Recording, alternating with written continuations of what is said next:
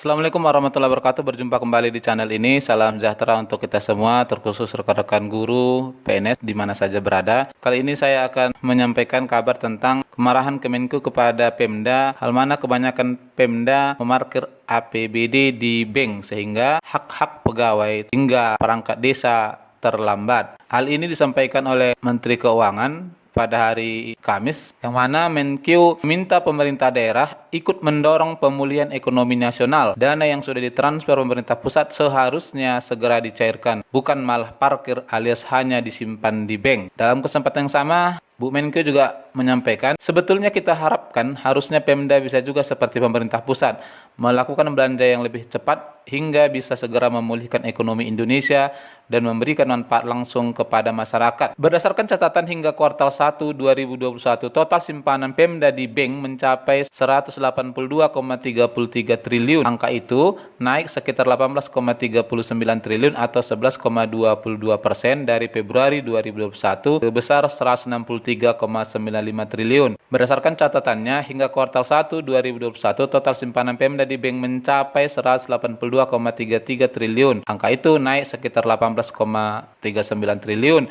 yang disebabkan oleh ditransfernya tunjangan sertifikasi guru NSD yang termuat dalam dana alokasi non-fisik. Jika dibandingkan periode yang sama tahun lalu, simpanan Pemda di Bank Umum juga masih mengalami kenaikan sebesar 2,71%. Pada periode yang sama tahun lalu, simpanan Pemda di Bank Daerah 177,52 triliun.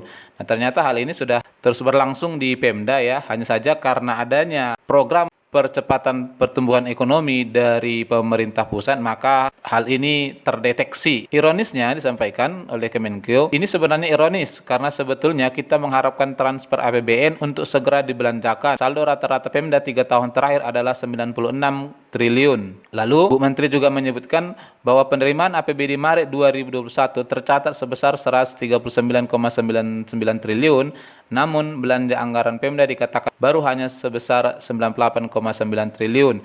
Jadi tadi pemerintah pusat mentransfer 172,9 triliun ke daerah, daerah baru belanja 96,9 triliun. Maka terlihat di sini simpanan Pemda malah naik sebesar 18,39 triliun. Nah, seperti yang saya sampaikan tadi, terkait dengan percepatan pertumbuhan ekonomi di masa resesi sekarang ini, memang pemerintah pusat mendorong semua pihak, termasuk juga dalam hal ini untuk realisasi THR sudah dipersiapkan oleh Kemenko, yang mana pencairannya akan segera direalisasikan pada H-10 hingga H-5. Tujuannya adalah untuk mendorong pertumbuhan perekonomian kita. Lalu disampaikan tegas di sini bahwa Bu Menkeu berharap pemberian THR ini juga akan mendorong konsumsi di tingkat masyarakat, sekaligus pemerintah melakukan larangan mudik pada Lebaran tahun ini. Terkait dengan diparkirnya dana APBD di Pemda, memang ya salah satunya adalah adanya hak-hak rekan-rekan sekalian menyangkut tunjangan profesi. Nah, sampai dengan minggu ini ternyata masih ada Pemda yang belum memverifikasi tunjangan profesi daerahnya. Ini tentu saja akan berakibat terlambatnya penerbitan SKTP dari pusat. Nah, bila sampai dengan akhir April ini tunjangan sertifikasi guru juga belum diverifikasi dari dinas, maka tentu kebijakan pemerintah untuk percepatan pertumbuhan ekonomi dengan mencairkannya di sebelum Lebaran ini tidak akan terpenuhi ya. Artinya jika verifikasi dilaksanakan malah di awal Mei, tentu saja nanti penerbitan SKTP dan SP2D-nya baru bisa dilaksanakan setelah Lebaran. Seperti yang kita ketahui bahwa dana non-fisik untuk tunjangan sertifikasi guru dan yang lainnya sudah ditransfer oleh pemerintah di bulan Maret kemarin. Ya, sesuai dengan juknis yang disampaikan bahwa triwulan pertama paling cepat bulan Maret sebesar 30% dari pagu alokasi. Nah, di mana dana non-fisik yang sudah ditransfer itu meliputi dana BOS, dana TPG, PNSD, dana Tamsil, kemudian dana TKG, ya, dana BOP kesetaraan, ini banyak muatannya, sampai dana bantuan BLPS. Informasi hingga 22 April 2021 ini bagi Bapak Ibu yang sekolahnya belum menerima pencairan dana BOS sudah mulai dicairkan oleh Pemda, sehingga dengan adanya himbauan dari Menteri Keuangan ini, mudah-mudahan di akhir April ini seluruh sekolah-sekolah di Indonesia sudah menerima bantuan operasional sekolah, sehingga hak-hak Bapak Ibu sekalian terkait dengan penganggaran dari dana BOS sudah dapat diterima, dan ini tentu saja bisa kita pergunakan untuk keperluan Lebaran ini, sekaligus juga membantu pemerintah untuk mencapai target yang sudah ditetapkan. Dalam kesempatan yang lain, untuk menunjang pertumbuhan ekonomi di kuartal kedua ini, Bu Menteri juga mengajak kepada seluruh masyarakat ya untuk berbelanja baju Lebaran. Tujuannya sama, disampaikan oleh Menteri Keuangan bahwa beliau meminta masyarakat tetap menyambut Lebaran dengan penuh sukacita meski masih dibayangi pandemi COVID-19. Momen 1 tahun sekali itu disebut tetap bisa dirayakan dengan protokol kesehatan. Sri Mulyani mengatakan kegiatan belanja menjelang Lebaran seperti pembelian baju baru harus tetap dilakukan. Hal itu agar kegiatan ekonomi tetap berjalan. Ada bagusnya juga Lebaran tak pakai baju baru. Beli baju baru supaya walaupun Zoom nanti pakai baju baru sehingga muncul aktivitas di masyarakat bisa terjadi.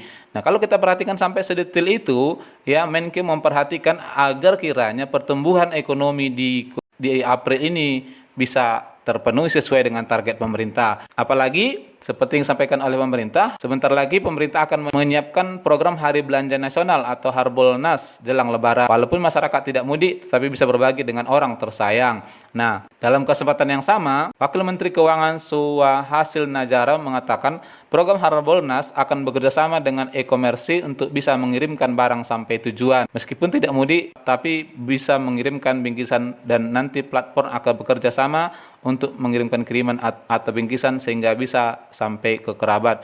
Itulah Bapak Ibu sekalian, bahwa sebenarnya pemerintah pusat sangat berharap sekali agar anggaran yang sudah terparkir di bank, di dana, di kas daerah, agar segera dapat dibayarkan oleh pemerintah daerah, ya, sehingga tercapai pertumbuhan ekonomi seperti yang diharapkan oleh pemerintah pusat. Sehingga kita berharap dengan adanya perhatian dari Menteri Keuangan ini, tunjangan sertifikasi guru terutama yang sampai sekarang carryover dan TW1-nya belum terrealisasi, ya, dapat dibayarkan 4 bulan sebelum Lebaran ini.